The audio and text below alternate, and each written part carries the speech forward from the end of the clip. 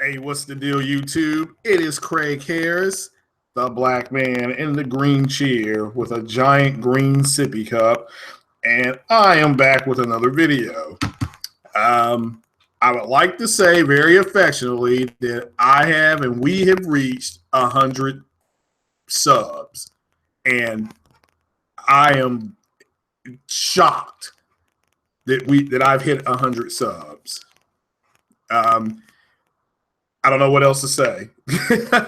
I'm very pleased. I'm excited. I'm glad that I've been able to hit that second milestone. My original milestone was 30. And because of you guys, keep on listening and keep on subbing and enjoying the content, I've been able to kind of move up the ladder, and I am shocked, literally, that I've hit 100 subs. So I do appreciate it. And because I hit 100 subs, I'm going to go ahead and give away a T-shirt, and I'm going to do a T-shirt giveaway on Tuesday after work, tomorrow and Sunday. Tomorrow and Monday. So yeah, I do appreciate it. What's up, Mr. Parker and Mr. Legends? How you all doing this Saturday morning? I'm running about 10 minutes late. I was playing Mass Effect, so I do appreciate you all joining me. The Scorpio news. Yeah, I can't really go into it, but they're going to announce some stuff next week about it. Possibly they're going to announce the true specs of it and what it has and what it can and cannot do. So, I mean, I've seen what it can do, luckily for me, but I've signed to an NDA. But it's going to pretty much do what they say. It's going to do what they say. So, which is good. I mean, if it makes any difference, if they're going to have a 6 teraflop system or a little over 6, and Sony can do 4K native gaming with 4.2, then you can probably put 2 and 2 together what they're going to be able to do with it if the developers choose. But the first-party developers, Mr. Parker, they should be able to hit 4K. And they don't have a lot of first-party studios, but the people who make Halo, people who make Forza, and people that make Gears are pretty much going to hit 4K 30, maybe 4K 60. They'll have 1080p and stuff like that, but they'll announce it. There maybe 1080p 60. I certainly hope that's what they can hit. Again, there's more 1080p TV owners than there's 4K owners. That's just a fact. So, but my T-shirt giveaway, it would just say Craig's Corner Podcast on it. It will either be, I can either get it in black or white. It's free. It's a T-shirt giveaway. I'll draw that on Tuesday.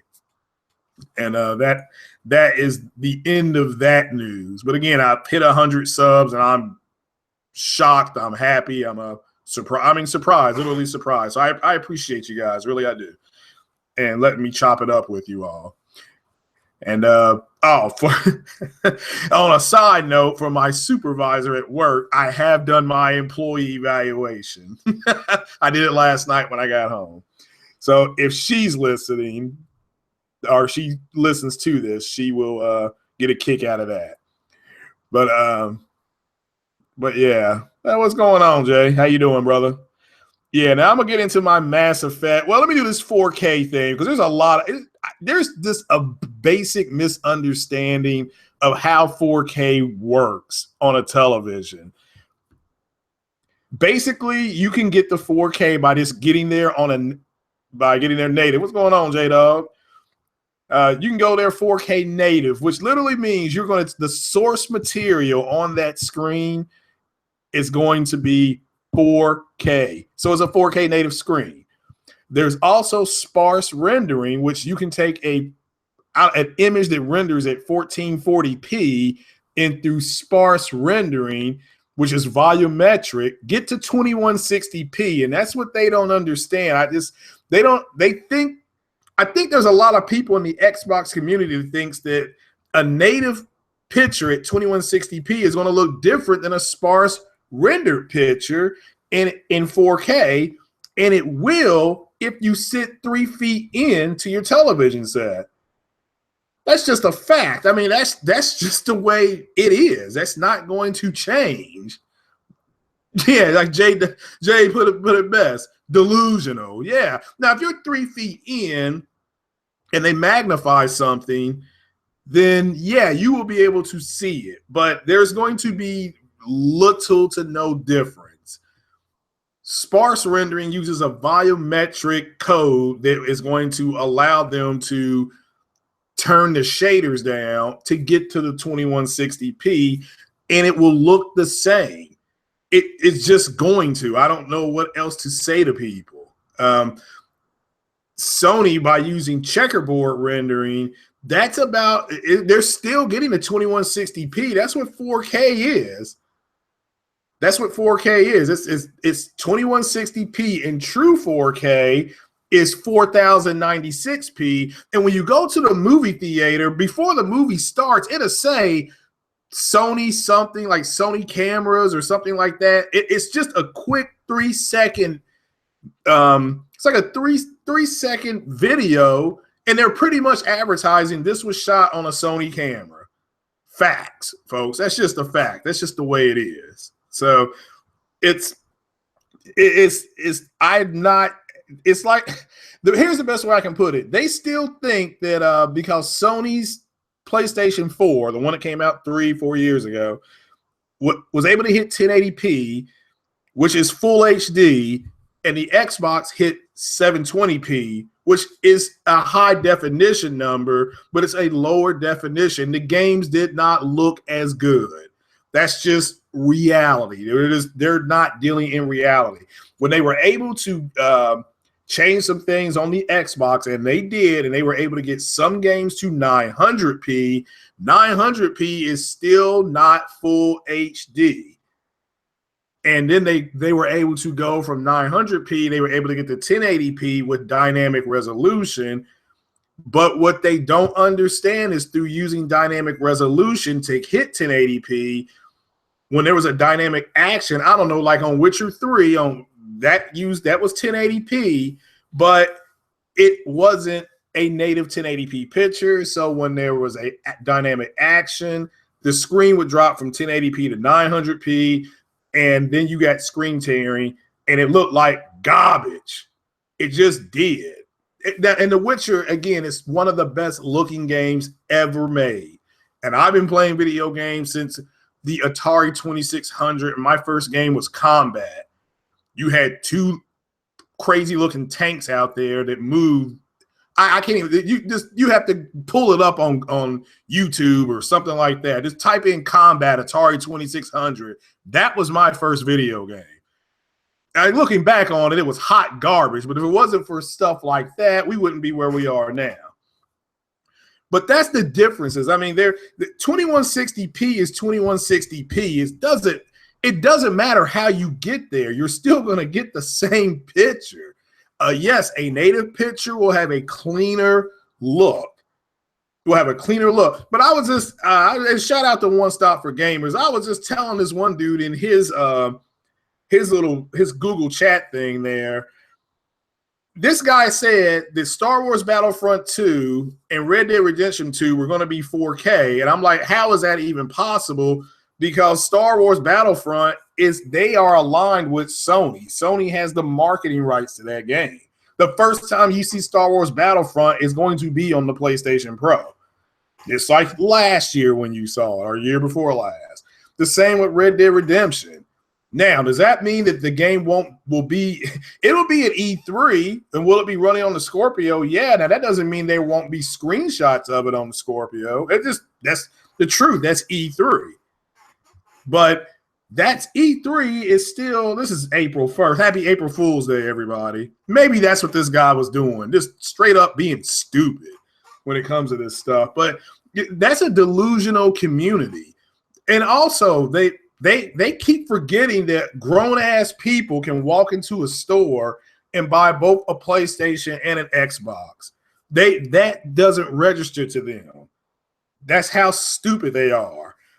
I said on a podcast the other day that Microsoft has said that they're disappointed with the Xbox One Because to me, the Xbox One was a girl with a water bra on, and now you're disappointed. You know, you get the clothes off and she's got on a water bra. Well, you're still going to put in work, but it's just going to be, you're going to be disappointed. And that's what the Xbox One is. It's disappointing. Yes, it plays games. Yes, it plays a UHD if you got it. But if you're a big Star Wars fan, or Disney does not have any of their stuff on the Xbox. You know, I'm sorry, on the in HDR, they don't have any of their movies. So that's Zootopia, the biggest animated movie of all time. You have The Force Awakens, which made $2 billion. And they also did like The Jungle Book and things like that. Now, those three movies I just told you are three of the biggest grossing movies of all time.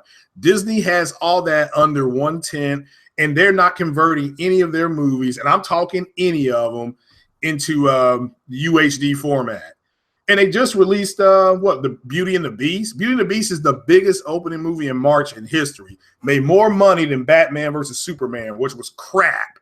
I mean, it was. Let's just get it out of the way. That movie was complete crap. How is Batman going to beat Superman? Even my mom said that's the stupidest thing she's heard in her life. My mom said this, and she's 74 years old. So if my mom at 74 is going to say that's stupid, how stupid is it really? And she watched Batman and Superman when she was a kid. That shit was on TV for her generation. And granted, it looked like crap. It's corny looking. It just is, you know, but she liked it. But getting back again, so there's no difference in the whole 4K rendering. It's just not. I mean, you don't believe me, you can go to Best Buy, you can look this stuff up yourself. The 4K is 2160p, and then at that point, you can take it even further and say true 4K is 4096p. It's been watered down. Now, can you get different quality pictures? Yes, 4K and HDR look better than basic 4K. My TV does not have HDR. I still have wonderful looking pictures. I know some tricks with the Samsung TV to get the right settings. Shout out to the 4K and not 4K ambassador. I'm sorry, the 4K upscaler. If you guys want to calibrate your TVs, especially if you have a Samsung TV, he will show you how to get the best pictures. His picture on Horizon Zero Dawn, after he calibrated the TV, and that's what people got to understand. You can calibrate that TV to what you need it to do. But his calibrations, I use the same calibrations on my TV for Horizon, and that it looks stunning. Yeah, you're right, Jay. Batman has no powers. Yeah, it makes no sense at all. You know, so but in the new Justice League, Superman's supposed to come back and whoop all their asses. So you're gonna like finally see Superman. So if you're a Superman fan, yeah, you're gonna really like it. But so that's 4K, folks, in a nutshell. It's 2160p. Doesn't matter if it's on an OLED, doesn't matter if it's on a Vizio TV. When you walk in to buy these televisions, you just need to say, I need to see the 4K television with HDR. That's it. And you make them turn everything else off because you need to see what this TV looks like. And you need to understand you're going to be paying at least at this point right now. Well, there's some deals today because the basketball games are the Final Fours tonight, and then the championship games Monday night. Oh, shout out to Mississippi State beating UConn's women last night. That was a really good game. And unlike in Connecticut, they aren't blaming the officials like they did here in Kentucky, blaming the officials for losing the damn game. Yeah, it's not the coach's fault, you know, but, you know, it's the officials' fault. It wasn't, you know, Kentucky led that game by 5 points with 3 minutes left, and they lost. Carolina beat them. But getting back, but that honestly, guys, that's the way 4K is. That's the way it works. It's not going to change. You can use checkerboarding. You can use sparse rendering. And people complaining about sparse rendering. Star Citizen, a great looking game on PC, uses sparse rendering to get a lot of stuff done. Scorpio would use native. They were going to use native texture. So when you do your original source programming, it will be in 4K. But a lot of it, I think they're going to have, oh, hell, I'll just say it. It's going to be 4K native at medium settings. Some of the older titles will be able to get to higher settings. As far as their gaming lineup, I've seen that, and I cannot reveal what they're going to show. Can't do it. Can't do it. Some people are going to be disappointed. Some are going to be happy. I've seen it. I'm like, all right, this at least gets them back into the game, and that's what I think Scorpio will do for Microsoft. It's their makeup console for what just happened with the Xbox. But the Xbox One S, Phil Spencer has already said the Xbox One S is going to be the bigger seller. And then you got these nitwits running around here. They don't have a 4K TV, and they're thinking you're going to be dropping some coin. You might as well just get ready to rob the piggy bank, get the pennies ready, because you're going to be dropping some coin on this console. Because that's the big thing coming out next week is the price. So the people just better brace themselves for that. Just brace yourself. You're looking at a console that can do 4K native, that can do 4K VR, and there's VR in 4K with if the textures allow it, has a good sound system on it, finally. So how much do you think you're going to be paying? Just how much do you think? Somebody just put it out there. Like the price is right, like higher, lower, higher, lower. You're going to be paying for it. But with that said, they have already said that. They've already said that. All right, so let me move to Mass Effect. And this is a review. I'm 40 hours in. This is going to have mild spoilers, mild ones. I mean, I'm not nowhere near finished with the game. Like I said, I'm 40% in.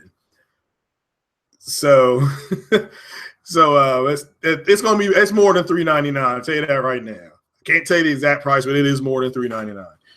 So, so Mass Effect, basically Mass Effect Andromeda is the fourth game in the series, but it is a parallel game happening right before the events of Mass Effect 2. So right before Mass Effect 2, which this is a mild spoiler with Mass Effect 2, Shepard dies at the beginning of Mass Effect 2. So it doesn't matter if he's man or woman, they die. They come back through Cerberus.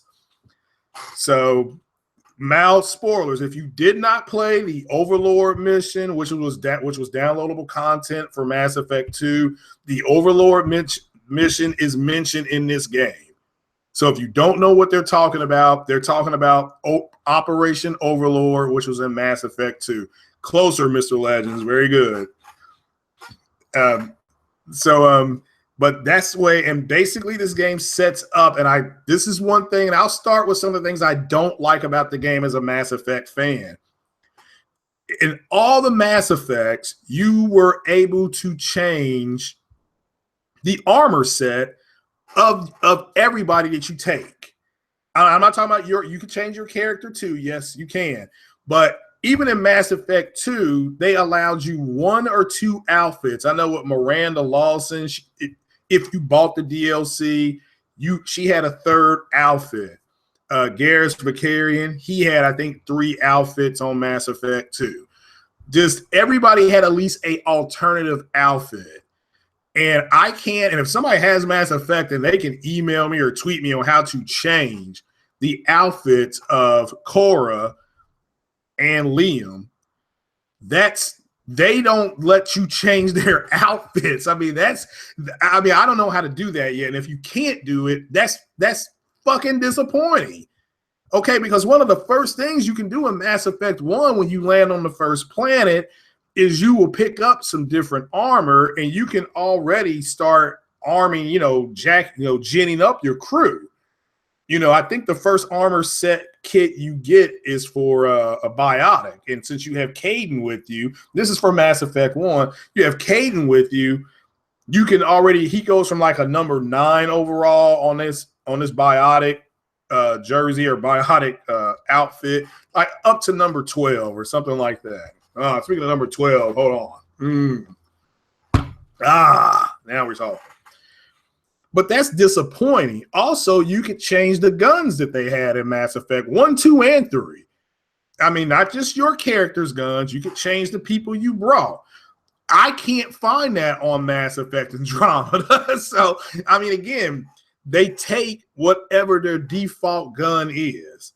Now, you can change your guns, but you can't take you can't take a Liam or Cora or whoever Drac, and they don't have it doesn't allow you to change the shotguns or change the armor. It just doesn't allow you to do that, or if it does, I don't know how to do it.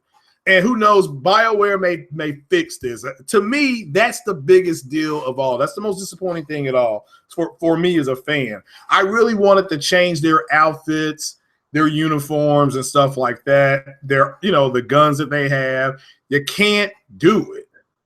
Doesn't allow you to do it. So it's disappointing. It doesn't take away from the gameplay. The actual physical combat is really good. The addition of the jump jetpack is really cool. It really changes it. And if you try to fight the same way in this game that you did in the original Mass Effects, you're going to take an L. There's too much going on. Also, and I have a PlayStation Pro, and I have noticed I haven't noticed any screen pop-ins, but there have been some frame rate issues when you're driving the car. It's not called the Mako, the Nomad. And my Nomad, it lets you change the skins of the Nomad, and that's good, but not the skins of the people that you got. I mean, imagine I want my crew, because my guy, I got some N7 armor. My guy has black and red N7 armor. I mean, he looks cold decked out. I wanted my crew to be able to go out in something that matches what I got on. I just like that feel of uniformity. And it's just disappointing. Shout out to you guys watching, to the filthy five watching. So I appreciate it. So in that aspect, the game is disappointing. And it's disappointing on an RPG level. Now, let me get to the stuff I do like. I love the crafting system. I didn't like it at first, but the way that works is that you have to get the material, then you have to research the material, then you have to craft the material. One of the things you really need, and you have to constantly try to buy, and I buy it because it's impossible to find on the planets, is iron, Fe. For all you all who chemistry, Fe, iron. The reason why is because iron is just not abundant in Andromeda. So they have to make it. So anytime you get a chance to buy iron, you buy it, because that's one of the hardest things to find in Andromeda. Everything else you can find. I mean, you can find all the other resources I have no problem with. I haven't found chlorine yet, or chlorine. But you can find pretty much everything else. I'm on like my third planet, and I've terraformed 2 planets. Another thing that's really cool is with Mass Effect, let's just say you terraform a planet that's frozen. When you go back to that planet, since the temperature is rising, a lot of the ice parts, the ice lakes and things like that, those have melted. And you're now driving over water or puddles. And when you hit the puddle, it makes the noise like a car going over a puddle. So there's good things in this game. I really like the crafting system. Disappointment, of course, the facial animations, that's been talked about a million times, and that's disappointing as too. You can set it where you take your guy's helmet off or leave it on during conversations. That's pretty neat. So it is what it is. It's so compared to the trilogy, it's a letdown. But overall, it's fun to play. So the review on it was right. It's good, not great. It just is. It's disappointing. It's not being able to change the characters' skins, if you want to look at it like that. Not being able to change their guns and stuff like that. You can change your gun, you can change everything about your character, but you can't change them. Now you can doing their skill tree, which is a lot like the Mass Effect 3 skill tree. you can, give them the same powers. And you see that come up, and they do fight well as a team. They don't get lost. They will cover your flanks, and you don't have to tell them to do these things. They just do it automatically. Where people are kind of running into problems is that, like, PB is not Liara. Vetra isn't Garrus. I mean, that's just, it is what it is. We miss, this is be honest, guys. I miss those characters more than I thought I would. But you can't go, if you go into the game thinking that PB's going to act like Liara, she don't act nothing like Liara.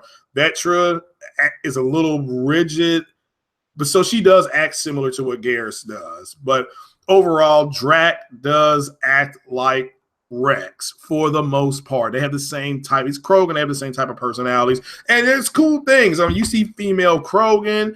You have a female. You have a female Turian on your crew. I'm hoping that they change some stuff. What I would have done on this game is BioWare should have just grown a pair of balls and said, we're going to make this after Mass Effect 3. Now, how do you handle the endings in Mass Effect 3? Well, you can grow a pair of balls, and whoever made this game, who made the decision, should have played all 3 of these games and all 3 of the DLCs, and whatever ending they came up with, that's what they should have done. But the character, and just walk with me on this one, guys, you don't have to bring Shepard back. You could bring James back. You could bring James, because remember in Mass Effect 3, again, mild spoiler, James signs up for the N7 program. Well, wouldn't it have been nice? It wouldn't have been cool if James's N7 mission would have been to go to Andromeda. I mean, that would have been cool. And then maybe you don't take Garrus or Liara, because they're synonymous with the trilogy. But you could have taken friggin' Jacob. Or something like that. Yeah, I know what you're going to say. Well, Jacob was getting married and going to have a baby, but you got to take somebody. But yeah, maybe take or even Edie. You could have taken Edie, and if you chose a destroy ending, they still could have said, "Oh, we were able to maintain part of Edie's brain, but not her combat." So that way, you can start building her up for combat again. And also, because this game is starting at Mass Effect 2, the Geth, again, this is a spoiler if you haven't played Mass Effect 2, the Geth are they're your enemy in Mass Effect 2. They are your enemy. They are hostile. Even Anderson says it. Captain Anderson says it. So the problem that I have with the game is that, and with the way I would have went with it is, okay, let's just say they find a mass relay that goes into dark space, because that they had found one in, again, this is a spoiler for the Arrival, which is DLC. That's the one that the Arrival tells the story of the Batarians, how the Batarians found a dormant Reaper. That dormant Reaper is sovereign. And they have the Alpha Relay. That's a relay that the Reapers are going to come pouring in. That's a spoiler from Mass Effect.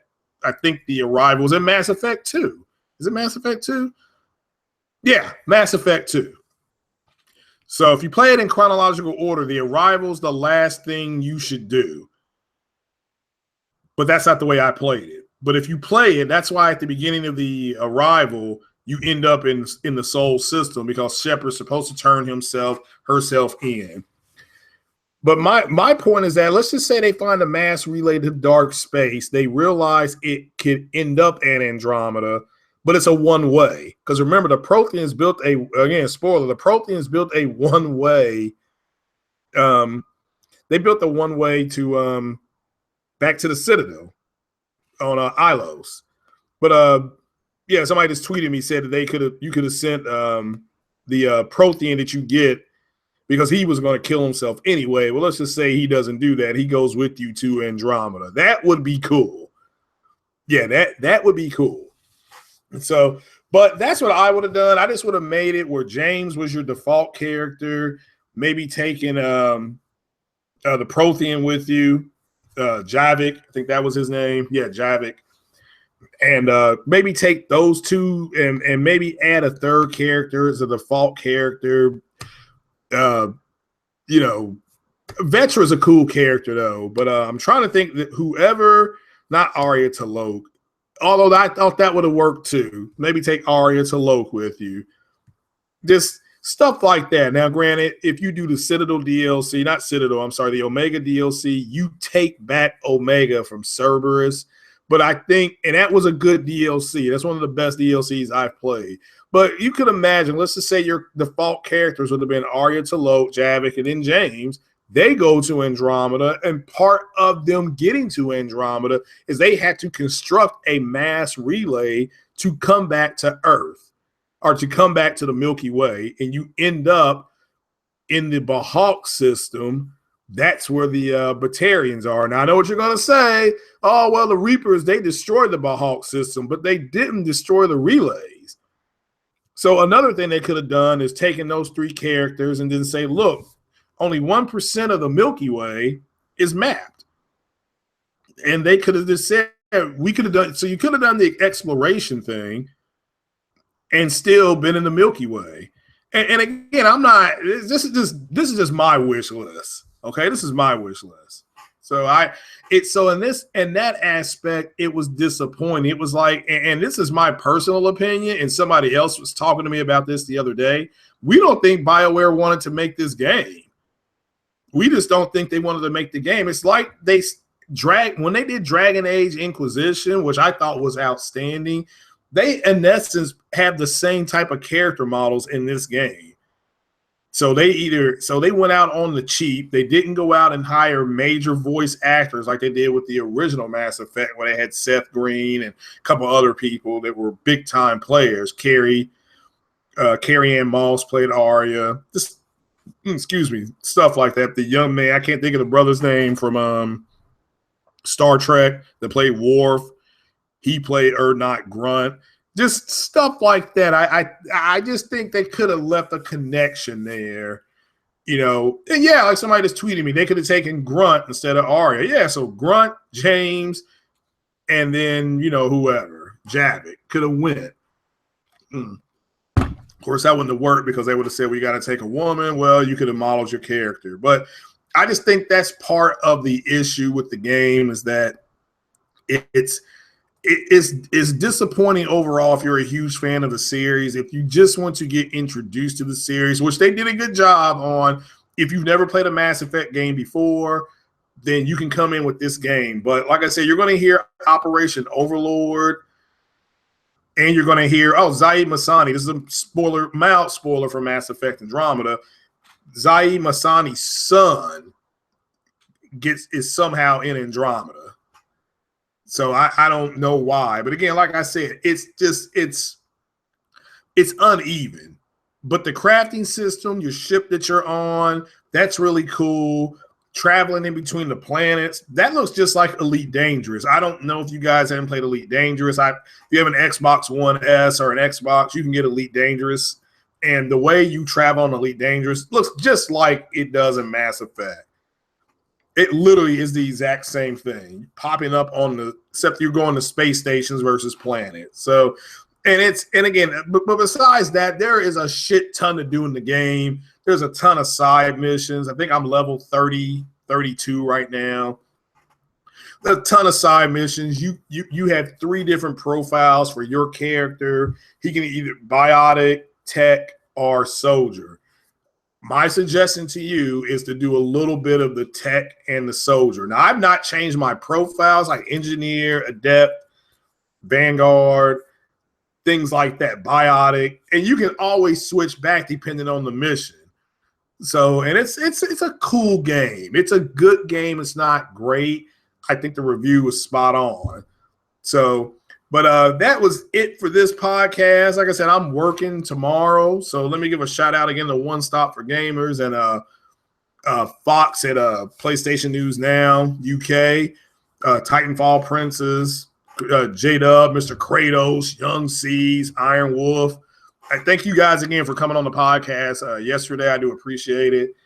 And that's just it, guys. Like I said, 100 subs. I thank everybody again. it's been it's a pleasure, and like I said, I'll keep it going. I'm gonna change the channel up a little bit, get into some I'm gonna start screen sharing things and stuff like that once I figure out how to do it. But I will start doing it. And shout out to Porter Rock and the rest and everybody else, all those guys, Next Gen 720, all you brothers out there. Just keep it moving, but keep it gaming. Don't be a fuck boy. Just keep it gaming.